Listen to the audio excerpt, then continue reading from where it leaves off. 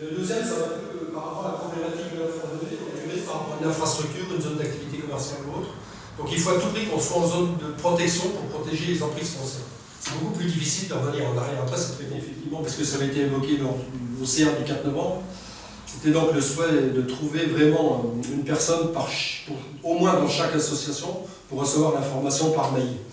Donc il y avait 3 associations qui étaient concernées, on a réussi à 2, hein, même si c'est encore difficile avec les droits du piéton, je le dis, hein, parce qu'on en discute souvent, monsieur Bastien. Moi je n'ai pas le site internet, mais l'association. L'association en a un, alors par contre, il y avait l'autre, il y a monsieur Poisson, je sais que c'est. Voilà, donc. Alors vous n'avez pas toujours toute l'information, parce que c'est pratiquement facile à faire. On essaie de donner le minimum. On en a quand même pas mal aussi par la presse quand même de temps en temps. Là. Voilà. Bon, justement, je voulais parler aussi, là, vous avez parlé des emprises sur des terres agricoles pour les lotissements. Oui. Et, donc je fais partie de pas mal de trucs agricoles, l'administration agricole, hein, la fédération, des syndicats d'exploitants agricoles, tout ça, bon, les chambres d'agriculture, tout ça. Et je m'aperçois d'une chose, vous défendez plus que ces gens-là de l'agriculture, les emprises sur les terres agricoles. J'ai posé la question au président de la Chambre d'agriculture l'autre jour, il a été un peu ébahi que je lui pose une question comme j'en suis. Moi qui suis agriculteur, on défend quand même son truc. Est-ce que vous pouvez nous confirmer une info que j'ai eue comme ça au passage? Oui. 20 mètres carrés par seconde. 26. Oui, c'est... 26 mètres carrés par seconde en France qui disparaissent en terre agricole. Alors, non, on les touche pas. C'était notre combat, Laurence aussi. Parce que Laurence siège à la commission de consommation des espaces agricoles, elle a touché de l'eau. Et c'est vrai que je suis pratiquement la seule à monter au créneau et à dire que bon, il faut faire attention.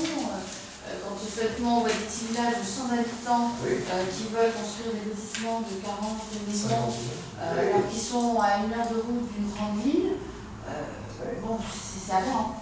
C'est aberrant, mais je suis la seule, avec les conservateurs de Laurent, la dernière fois, Daniel n'était pas là, mais les agriculteurs posent des questions, mais ne votent jamais contre. Et enfin, bon, et encore la commission donne un avis.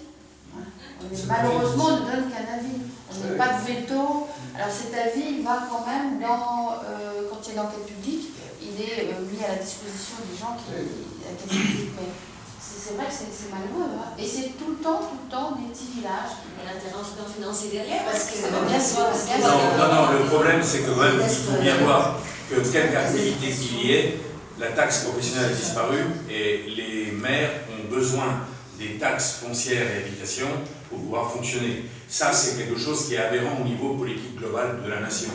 Donc on est totalement aberrant. On est dans une situation où il faut que les maires aient de plus en plus de cotisants, on peut dire, hein, de gens sur lesquels on peut taxer. Et ils n'ont pas d'autre assise que de faire construire, même si ça ne sert à rien, ça sera des ruines dans 20 ans.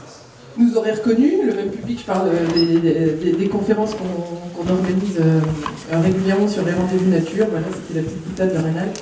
Non, bienvenue aujourd'hui pour une restitution de la trame verte et bleue, un travail qui a été organisé conjointement par Fleur 54 et Mirabel et les deux à Metz, qui a été en partie financé par la région, encore merci beaucoup.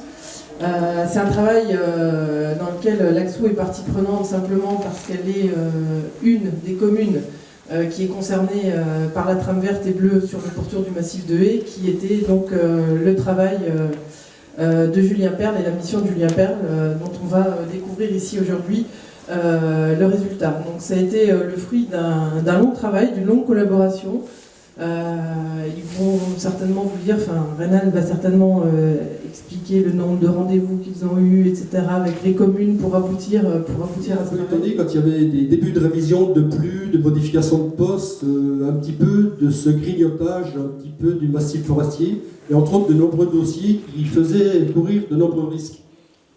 Donc en 2007, nous avons donc décidé de constituer un collectif qui était piloté par l'association de sauvegarde de la forêt de Haye, Alpes Laxou et Flore 54. Donc il y avait eu à l'époque, vous vous rappelez, la pétition. Mais il y avait aussi, et je dois rappeler, il y a à peu près 2 ans à cette époque, on avait été donc les premiers, et on est toujours les premiers, les seuls, à avoir organisé un débat public sur l'avenir et le devenir du massif forestier de Haye. Donc ce débat, il était initié par les associations, on était les seuls à le faire. On a travaillé sur le massif de haies, on s'est aperçu qu'en tournant autour des territoires, il y avait une énorme richesse de biodiversité qui était insoupçonnée, voire inconnue, y compris des propres acteurs dans chaque commune. C'est vrai, beaucoup moins vrai aujourd'hui, mais c'était vrai à l'époque. Et on s'est aperçu qu'il y avait vraiment quelque chose à faire.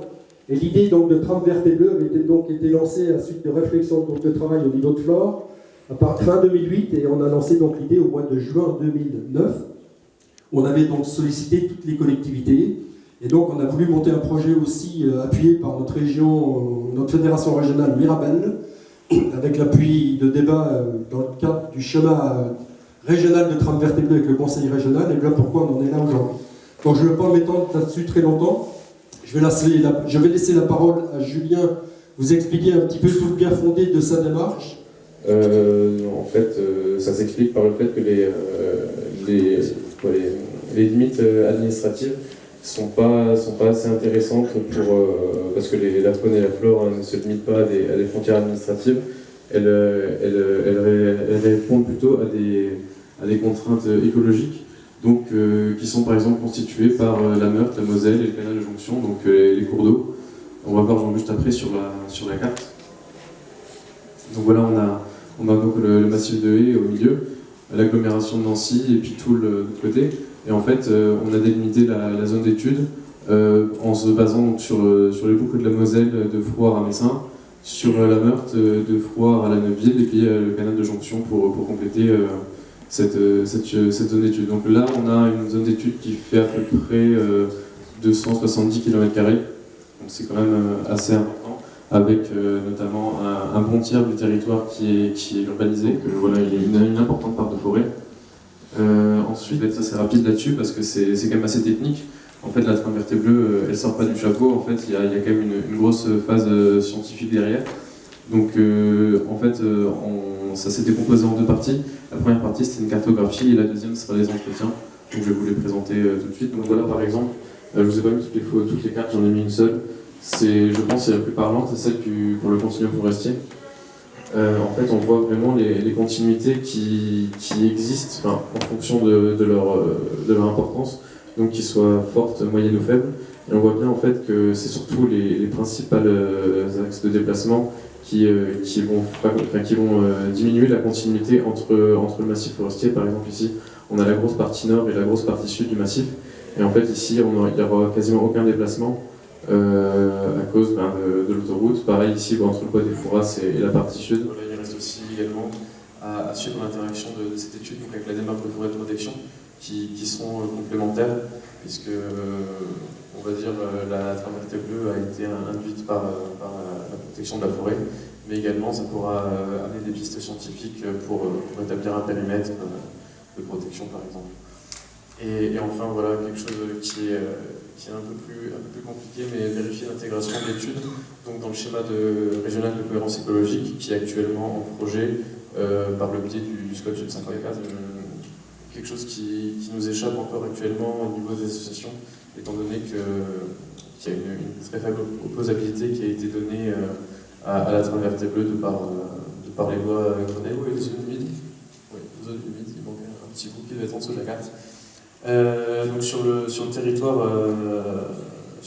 on a pas mal de petits cours d'eau qui descendent du massif. Donc là, c'est surtout au niveau de Nancy, en fait, de l'agglo de Nancy.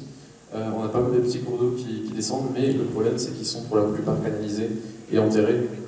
Il y en a une petite partie, par exemple, ici au niveau de l'année, et puis il y a à Oudemont, à Fléville aussi, une petite partie qui sont. Il y a les cours